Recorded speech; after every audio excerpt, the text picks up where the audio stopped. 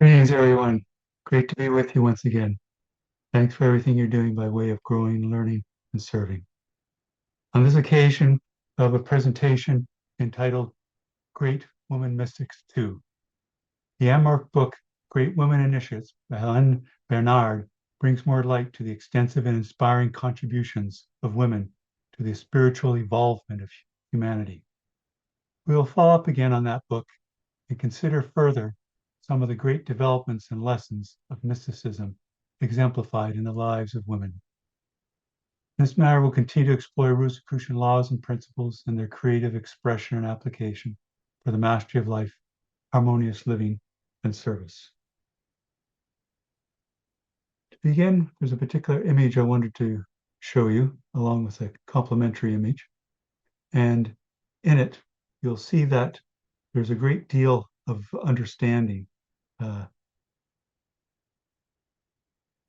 being conveyed.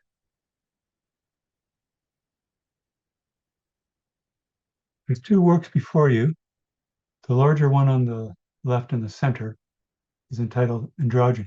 It dates from 1983. It's by Norvell Moroso. It's a very large work.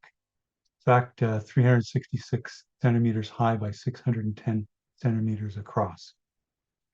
The work on the right, also by Norvell Moroso, entitled but later ascribed as Medicine Woman, dates from around 1979, also acrylic on canvas. It's not as large as the work on the left, but I've sized them similar. It's actually 65 inches high by 47.5 inches across. Now, Norvell Moroso is a renowned Anishinaabe artist, painter, and also shaman. He's known as one of the founders of the Woodland School of Indigenous art in Canada, and led to generations of artists after him. But he was passing on the shamanic and wisdom teachings of the Anishinaabe Ojibwe people of Canada, United States. His grandparents on the maternal side were deeply involved with shamanic practices, were shamans, and he had the good fortune to learn through them. He also had the traumatic experience of residential schools being taken away from family, and so there was a lot to be of healing that was needed to be done through that. He showed us in his works sort of a deeper understanding of the Anishinaabe people. You'll see in the work on the left that androgyny, you'll see that in a way what Rosicrucians would see as an application of law of duality and the law of unity. There's both the male and female figures that are making up creation, all of creation as various creatures. There's also the shaman figure on the right side of that work. There's also the Manitou, or spirit beings that are guides for the Anishinaabe people. There's a beautiful, wonderful Thunderbird. In a healing ceremony at 19 years of age, Norvell Moroso had a vision, and in it he came to understand that his name would be Copper Thunderbird. It was a very important symbol for him, but also for all of us in divine wisdom and rising up to the heights of understanding. In a way, we'll practice that in our meditation shortly. But this beautiful, colorful work gives us a sense of the great unity of creation coming out through the male and female principles, or the two polarities, forming a perfect creation, and all the rich lessons of life.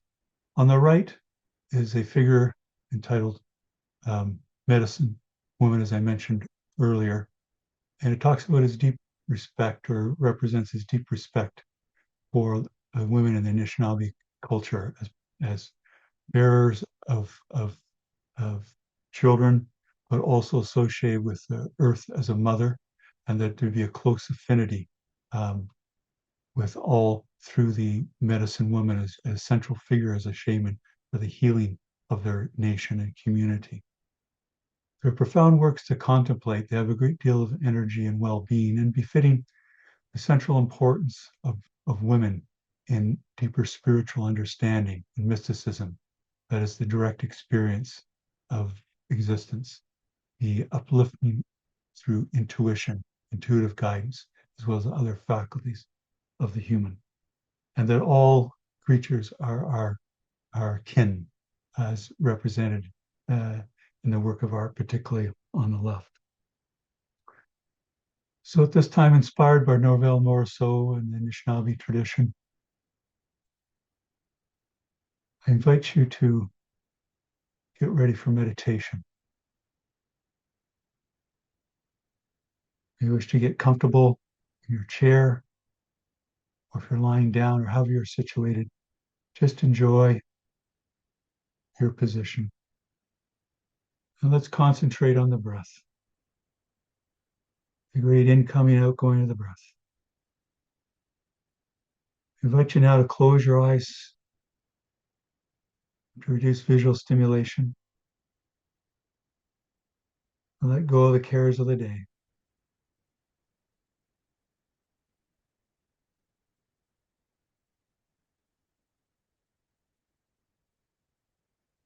I invite you to breathe a little deeper than usual. Feel even more what Rosicrucians refer to as the VLF, or the vital life force, coming in with each breath. A subtle element along with the oxygen, nitrogen, and other chemical constituents. And particularly feel the positive polarity of the vital life force, the cosmic essence, which you'll find is giving you a tingling sensation, or intensifying a tingling sensation in you, an enriching tonic effect, a healing effect, a making whole effect.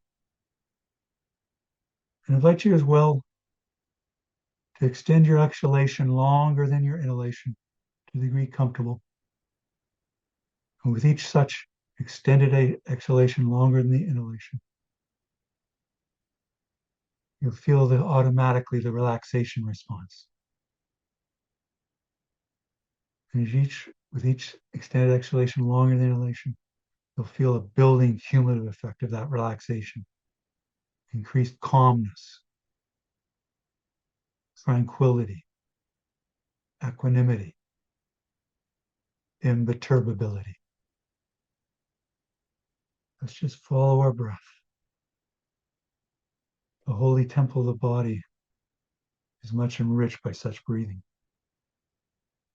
Indeed, not only during our formal periods of meditation, but at other times,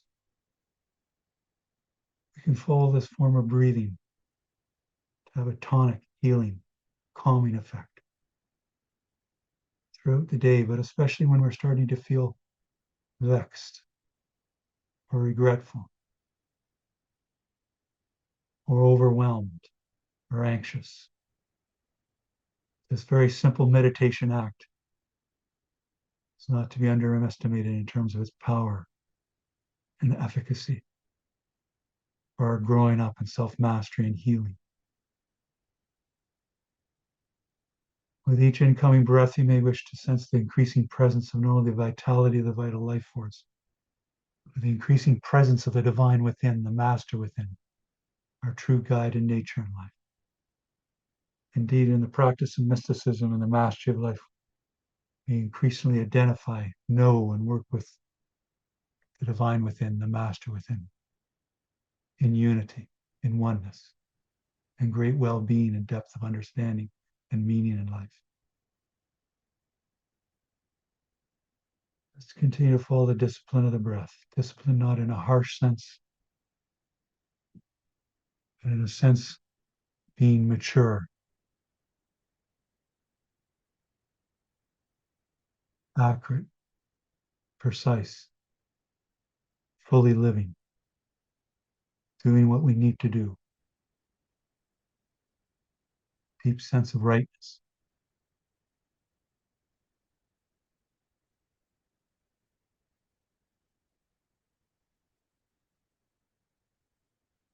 Let's continue to let go. Feel the increased sensitivity that comes with the calmness. Stimulation of the great vagus nerve. It works with the autonomic nervous system. There's a unity and also as a duality through its dual expression. the sympathetic nervous system and the parasympathetic nervous system. There's constituent actions for active living, but also meditative, reflective living. We need to balance those to be fully ourselves, to be well guided in life through the divine within.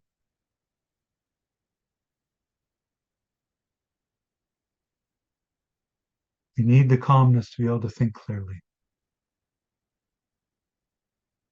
We need the calmness to let go of anxiousness and regret.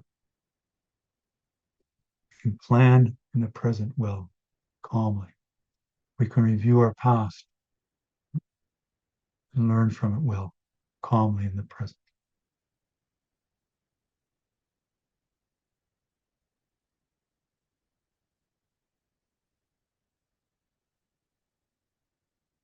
Calmness is also necessary to heal. The holy temple of the body and our whole being is much more able to heal when we're calm. The healing forces are much more activated then.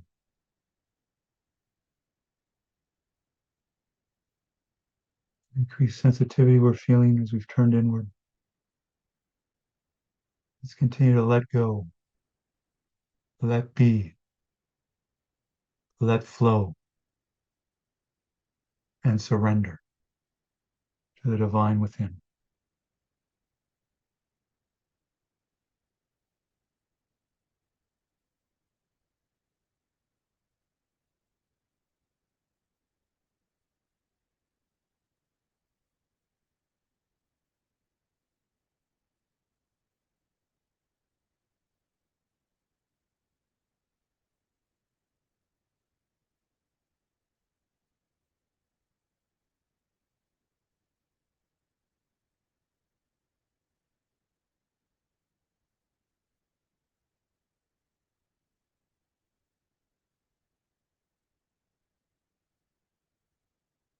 As we continue our meditation, we'll soon ascend to the heights of the celestial sanctum. Following the instructions of the key meditation booklet of the Rosicrucian Order AMORC entitled Liber 777.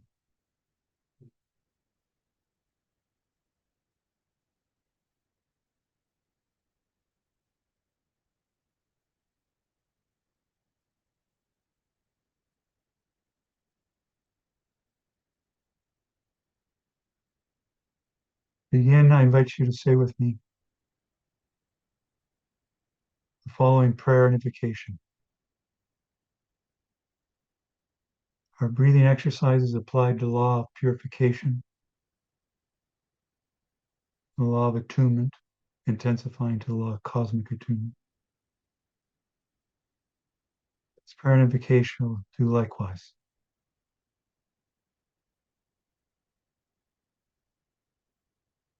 I invite you to say with me now.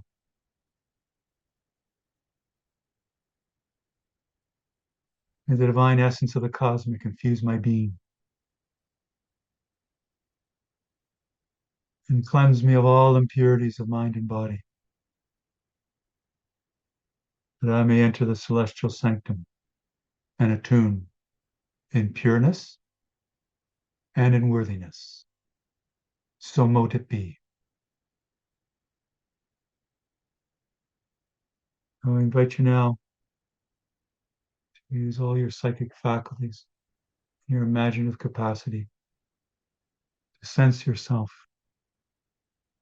picture yourself rising up from wherever you're situated, up over your home or dwelling or office or other building, rising up over your neighborhood,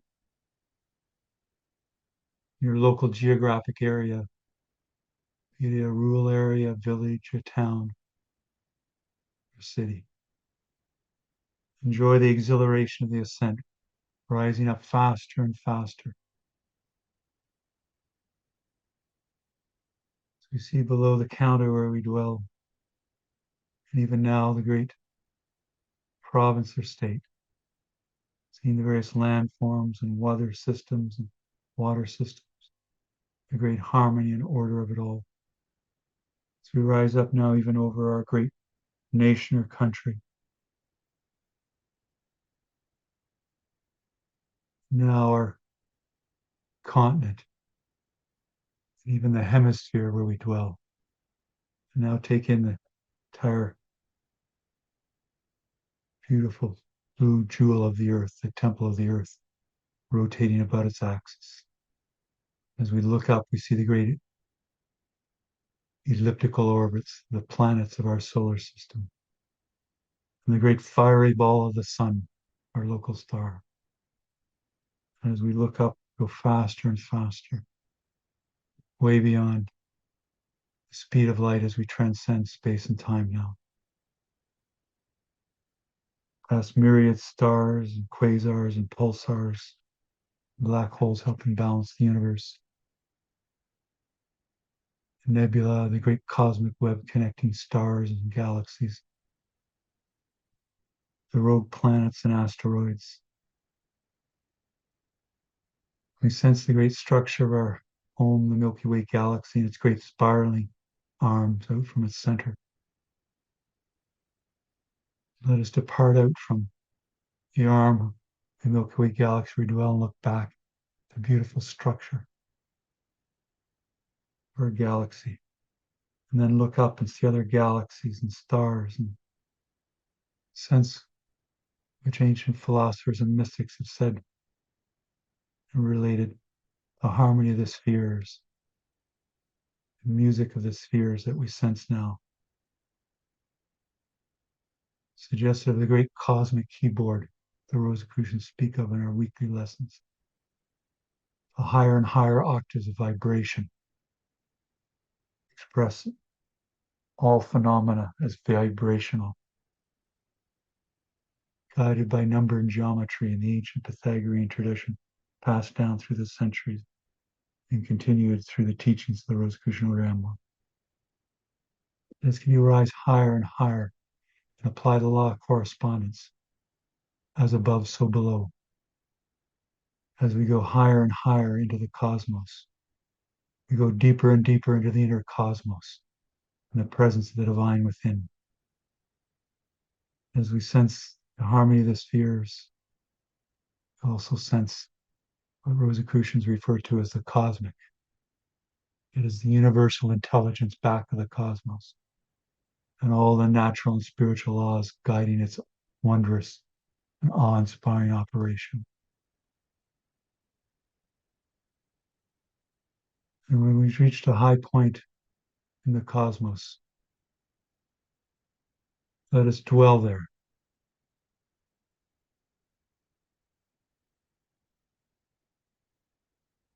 Following further instructions of the booklet Liber 777, let us visualize or mentally create this high point of consciousness, the center of our being, our personal sacred space, our celestial sanctum. Maybe an inspiring temple, or the temple of the vine all about us as the cosmos, or maybe inspiring, lifting place in nature, just by a seashore, waves lapping in the vast view, or on a hilltop or mountaintop, suggesting the elevated perspective of cosmic consciousness, or a sacred grove sensing the harmony of all nature.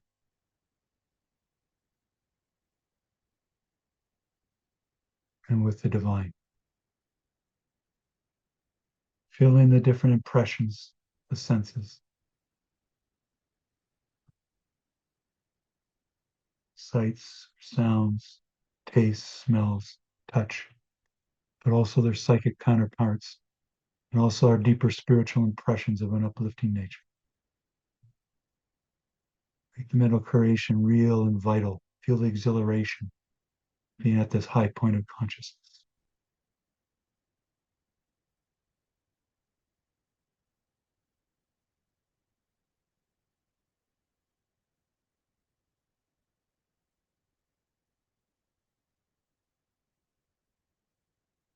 So we'll release this visualization or mental creation as we continue our meditation period. You may wish your final mental creation, sense the presence of other seekers, those on the conference call today with us. The Grand Lodge and Supreme Grand Lodge officers of the Rosicrucian Order conducting a sacred convocation. The presence of the invisible and invisible masters.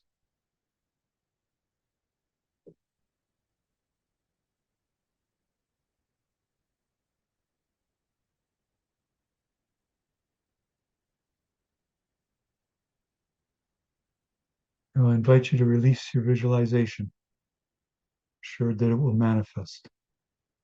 Say with me, if it pleases the cosmic, it is done. So mote it be. Now let us dwell in silence, applying the law of silence, the law of cosmic attunement. As we dwell at this high point in consciousness, receptive, any impressions from the master within.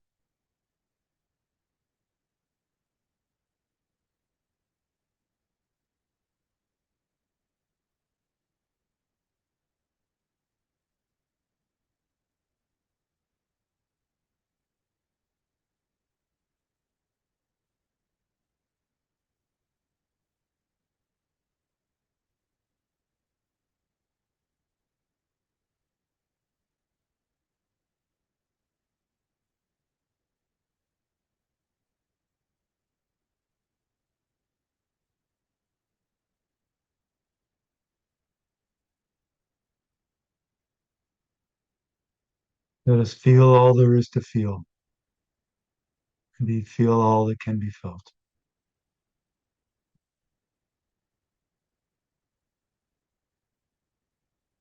Meditation is a profound act of non-avoidance. Whatever may arise from the depths of your being, take note and let it go. Return back to dwelling in silence.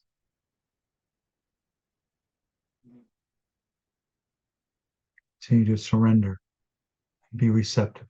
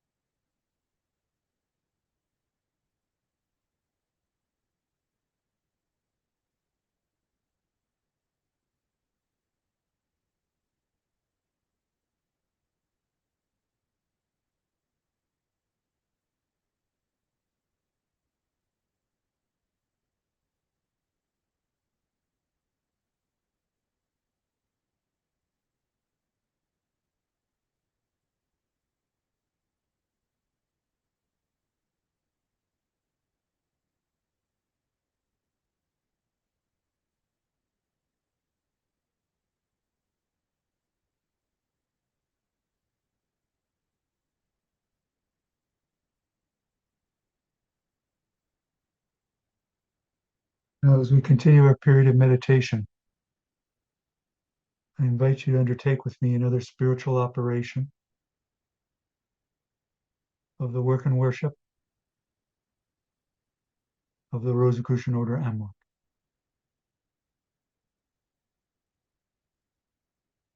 I invite you to partake of the work of the Silent Council in conjunction with the Council of Solace of the Rosicrucian Order AMORC. By radiating love and well-being from the depths of our heart and minds to all those who petition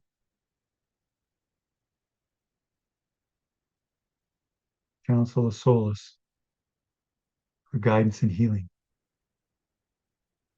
And let us radiate love and well-being to all those who've petitioned the Rosicrucian Order AMORC's affiliated bodies for guidance and healing. And let us radiate love and well-being to all those you know who are in need of guidance and healing. And finally, Let us radiate love and well-being to all sentient beings throughout the cosmos who are in need of guidance and healing. Let the radiations of love and well-being move out from you at a tremendous pace, the assistance of the divine within and great spiritual force, filling the universe for all in need, like a great searchlight illuminating the cosmos.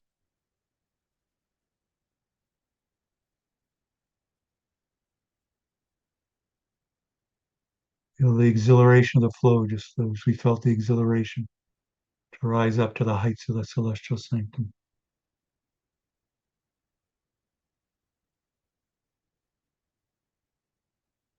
In this work, we apply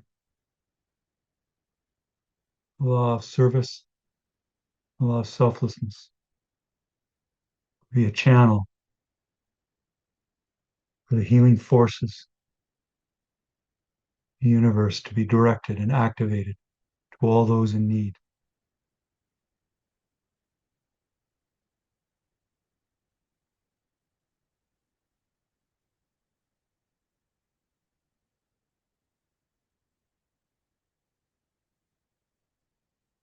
Certain point, I think you'll experience the radiation speeding up and you know you're reaching those in need.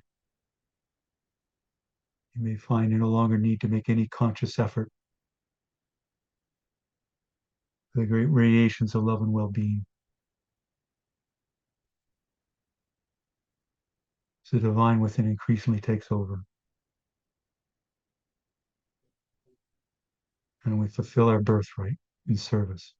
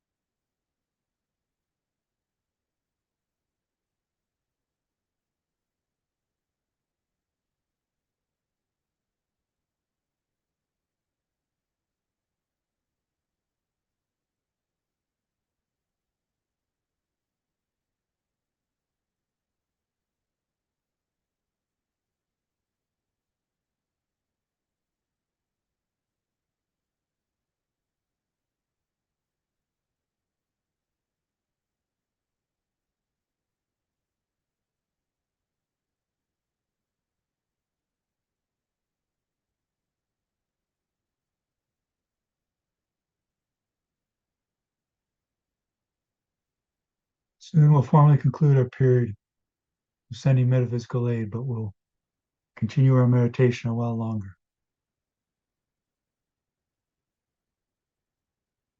To formally conclude this period, the work of the Silent Council, in conjunction with the Council of Solace of the Rosicrucian Order AMORC,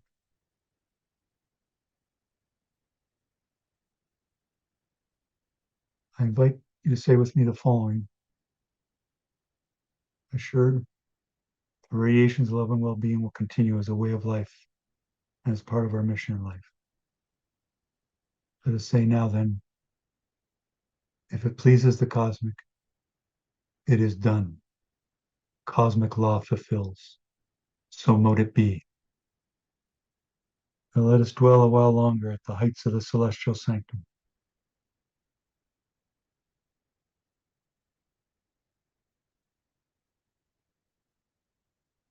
Being reborn, made anew.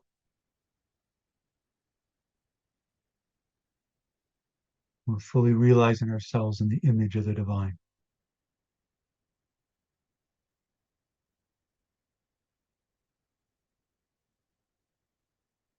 Let our minds expand to encompass the universe.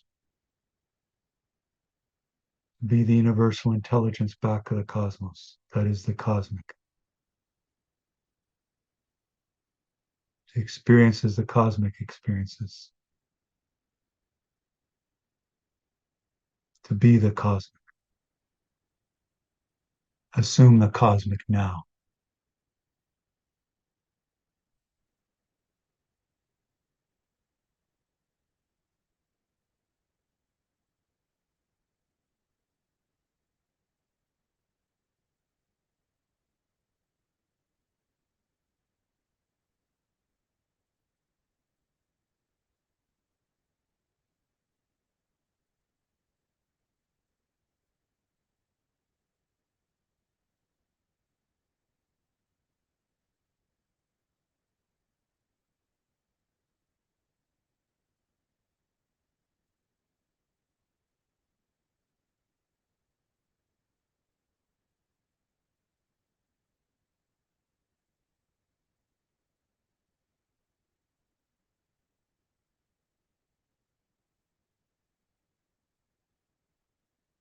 Soon we'll formally conclude our period meditation, cosmic attunement with the celestial sanctum. We'll take this attunement with cosmic with us in all that we do.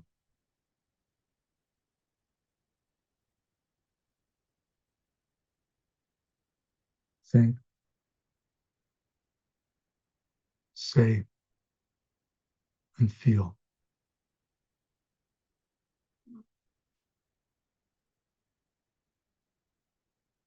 This time you may wish to invoke the law of gratitude, which intensifies the application of the law of cosmic attunement. By expressing our thanks to all those who have taught us well. Expressing our thanks to all those who have loved us well. Expressing our thanks to all those who have sacrificed well on our behalf.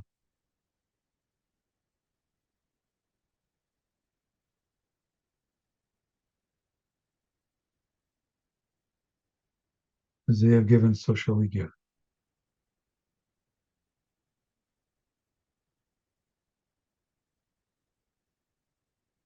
Now let us begin our descent from the heights of the celestial sanctum, moving with great rapidity way beyond the speed of light as we transcend and continue to transcend space and time. Past myriad galaxies and stars and the cosmic web connecting the stars and galaxies, the nebulae, the quasars, the pulsars, the black holes helping balance the universe, the nebula, sensing again the music, the spheres, the wondrous system and order of the cosmos. We are in the inner system and order of ourselves as a microcosmos.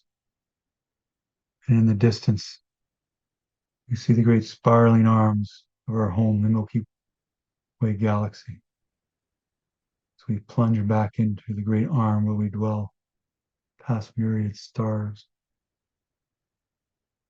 asteroids, comets, planets.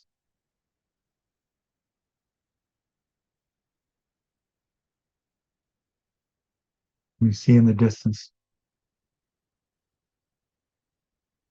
our solar system, the beautiful elliptical orbits, the great fiery ball of the sun, the beautiful blue jewel of the earth, the temple of the earth, as we return to it. The hemisphere where we left off, now the continent, the great nation or country where we dwell, our province or state, our county, our local geographic area. Now see our neighborhood, the building or we left off. And I invite you to say with me the following prayer and invocation to formally conclude this period of meditation.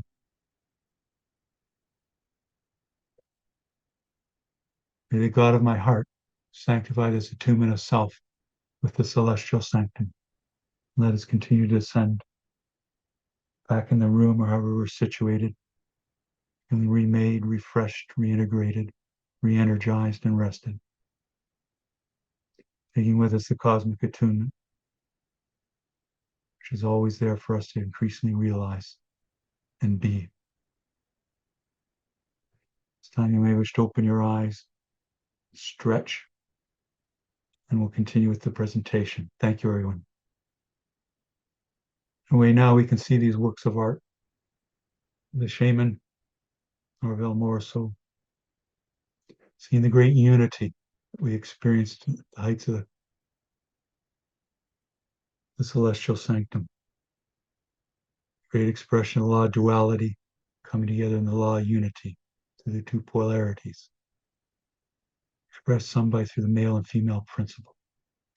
and a great teacher, a shaman, a medicine woman, passing on the detailed knowledge of nature and the healing preparations, but also of the inner psychic and mystical world and how they overlap and work together as a unity, helping heal and guide her nation. In this way, we'll continue to consider other great representatives, female initiate.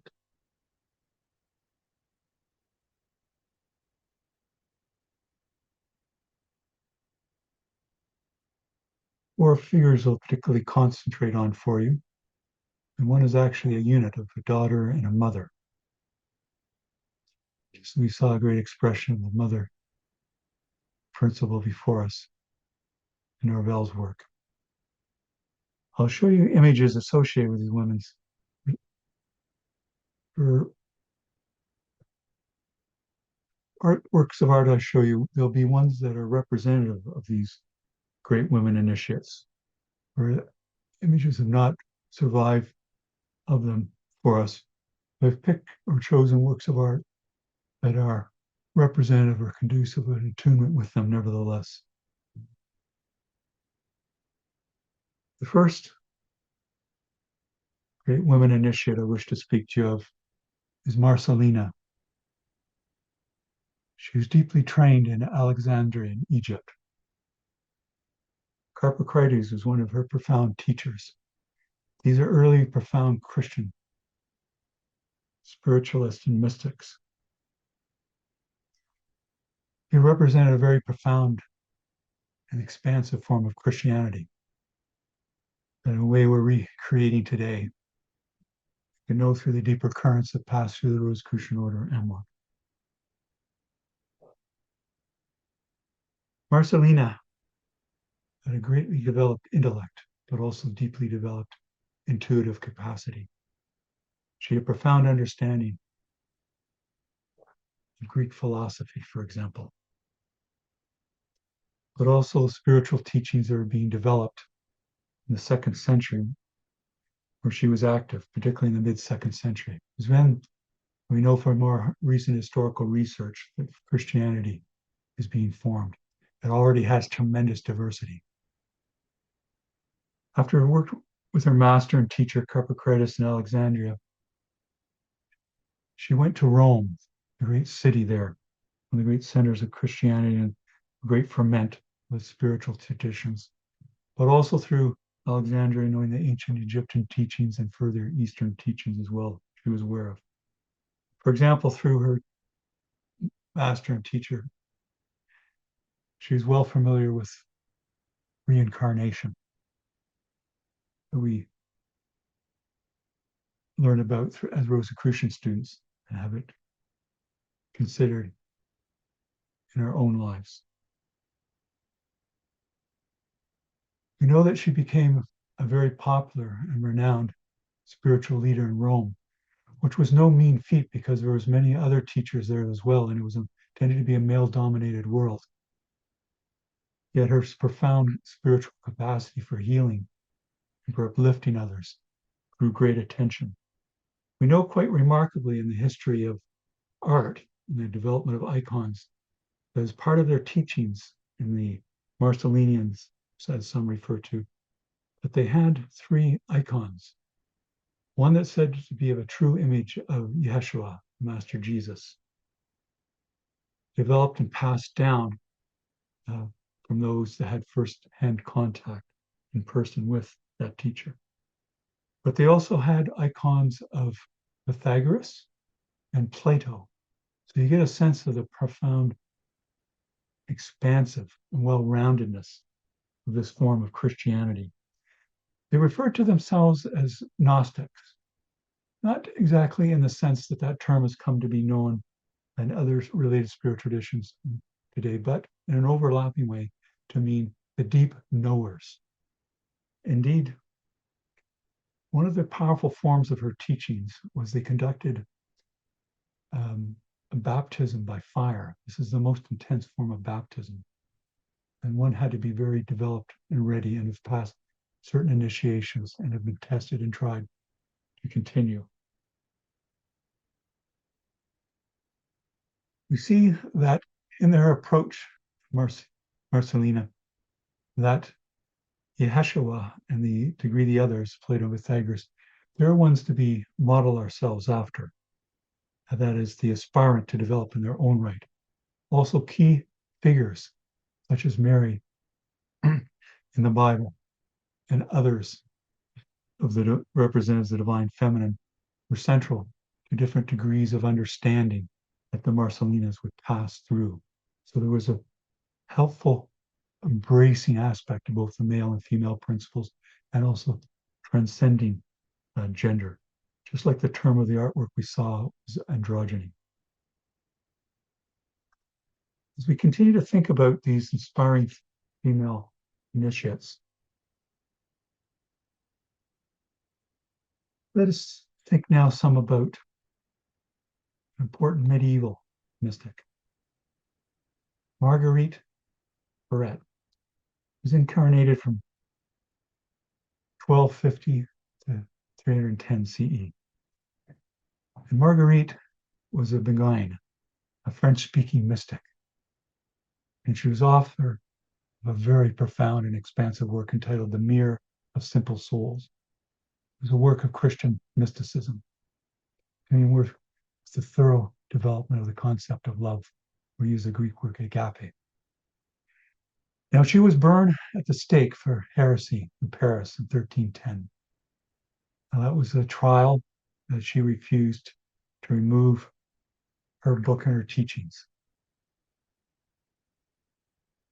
Her book, written around 1300, was in Old French. And you'll see it depicted here in a related work that was of Mary in a threefold nature, which is suggestive of a threefold nature of her teachings in multiple senses or ways. There's different levels or senses. In her teachings, salvation was just a beginning. I know for many, wow, I've achieved what I need to. For her, that was just the start. That's how deep and extensive the different stages of mystical unfoldment she taught. In her book, Mirror of Simple Souls, which is very beautiful, I'll kind of give you a reference for it in a translation in English. Or if you can read the Old French, you can do so. I would read it more directly. There's an address from Lady Love, or Divine Love, like one of the figures we have here. But also addresses from Lady Soul and also Lady Reason. And so the Divine Love, the Soul, and the Reason, Marguerite develops very deeply in an experiential way, to have a deeper and deeper experience of what it is to be a human being and even transcend what it is to be a human being. Her teachings had a profound influence on Meister Eckhart, which I know that many of you have a great loving of. Another threefold structure in her teaching was the importance of knowing nothing. In a sense, going beyond the regular form of knowing of the outer nature, going deeper and deeper in the different phases of mind that we study weekly in our lessons of the Rosicrucian Order AMORC. By knowing no thing. Then also the stage of wishing or wanting nothing or no thing. And in these processes and stages, coming to having everything. By having nothing, one embraces everything. Not only as a philosophical concept, but as an astonishing, profound experience that Marguerite acts as a guide for us through. We see that in this triune nature was associated with the Christian teachings of the Trinity. How the soul became entirely empty of its own will and its desire. And this way it was deified, to become perfectly united with the divine love, to become a true home for the Trinity. The teachings were very advanced in a way like Marcellina's teachings. They went over the head of many that had fear and condemned her. However, she stood her ground in a way she transcended all and had no fear. To give an example of her profound teachings, I'll read a quote from her. I am God, says love, for love is God, and God is love. And this soul is God by the condition of love. I am God by divine nature, and this soul is God by the condition of love. This is the precious beloved of mine, is taught and guided by me without herself, for she is transformed into me. And such a perfect one, says love, takes my nourishment. In a similar spirit, I wanted to mention to another great woman initiate,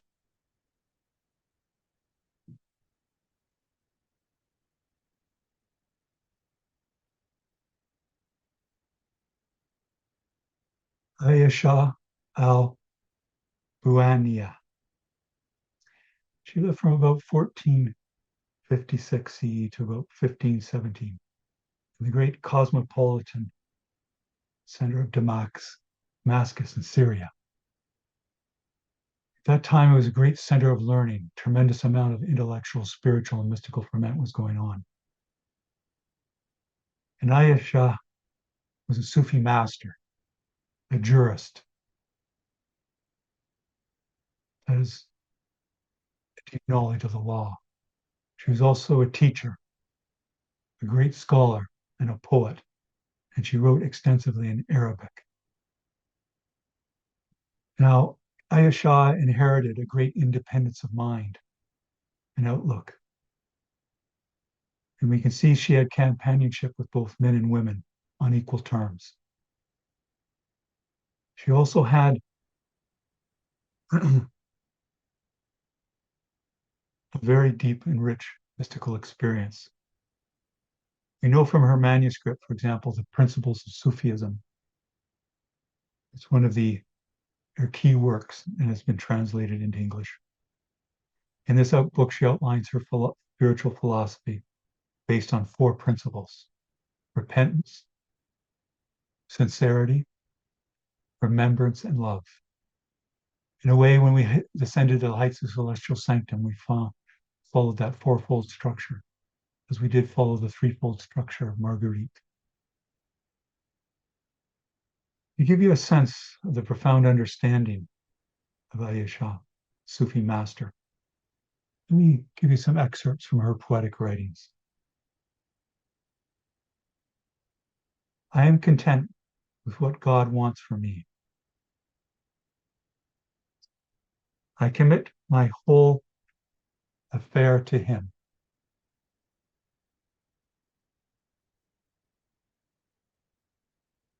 I turn to him, seek refuge in him, cling to him. For I can trust no one save him. With noble invocation of the one Creator, refresh a heart melted by longing. And we see grace by illumination,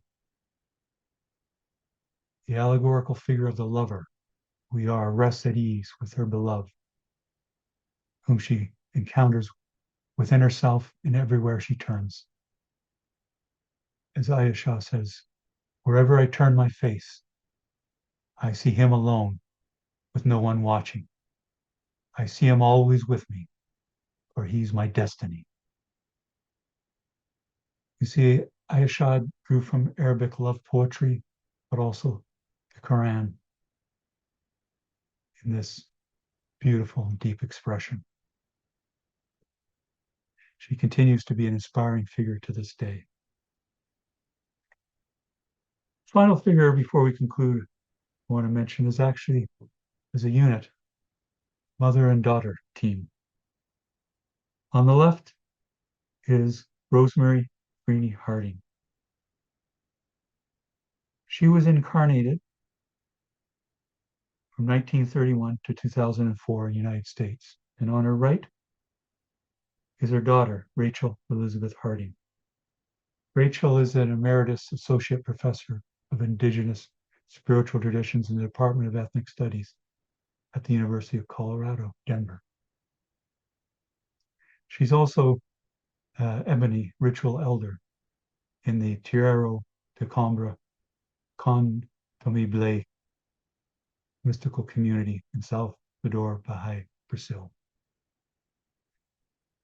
Her mother, Rosemary, was a profound social activist, intellectual, and mystic, as was her daughter. Both of them had a very deep, loving relationship and can share deeply intellectually as well as emotionally. In a memoir that they co-authored together, and I'll give you a reference for, it is said that in regard to Rosemary, and Rosemary relates, one of my first tasks as a young organizer in the Southern Freedom Movement was developing an interracial social service project and community center called Mennonite House in Atlanta, Georgia, in the early 1960s. In addition to our work of placing volunteers with various movement organizations, training young activists, and coordinating early efforts at interracial dialogue and reconciliation, Mennonite House became an important place of retreat for many who are struggling and sacrificing so much to transform the South and the nation. So people would come to this special house for rejuvenation, to know that they were loved. Indeed, through Rosemary and Rachel, we can see passing down through them various deep spiritual traditions from West Africa. We got passed through the slaves coming to the United States, and that continued in various ways and becoming more known on this continent and in the United States, Canada, and Brazil. Indeed, in the memoirs that I'll give you a reference to, they wrote of Rosemary's experiences over time, they point out how intuitive experiences and deep mystical experiences gave strength to do all the social justice work they were active in. It's very important when we have challenging experiences in our life and we're working in service to the upliftment of humanity to draw on that deep well that we went into and we ascended to the heights of the celestial sanctum. Now, speaking of the profound thought of these two figures, I'd like to relate to you a little bit more that in their mystical experience, embodying God's love and justice, Rachel Harding recalls her mother's vision as follows. There is no scarcity.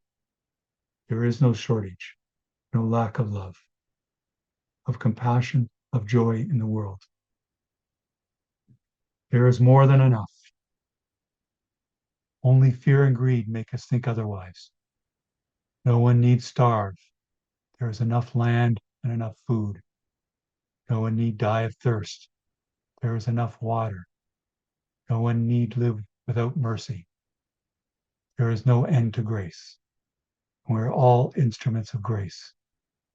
The more we give it, the more we share it. The more we use it, the more God makes. There is no scarcity of love. There is plenty, and always more. This is the universe my mother lived in. So in considering great women mystics, we followed up on the AMORC book, Great Women Initiates by Hélène Bernard. It brings to more to light the extensive and inspiring contributions of women to spiritual evolvement of humanity and indeed of all. We followed up on that book again by considering further some of the great developments and lessons of mysticism exemplified in the lives of women. In this way, we've continued to explore Rosicrucian laws and principles and their creative expression and application for the mastery of life, harmonious living, and service. Thank you, everyone.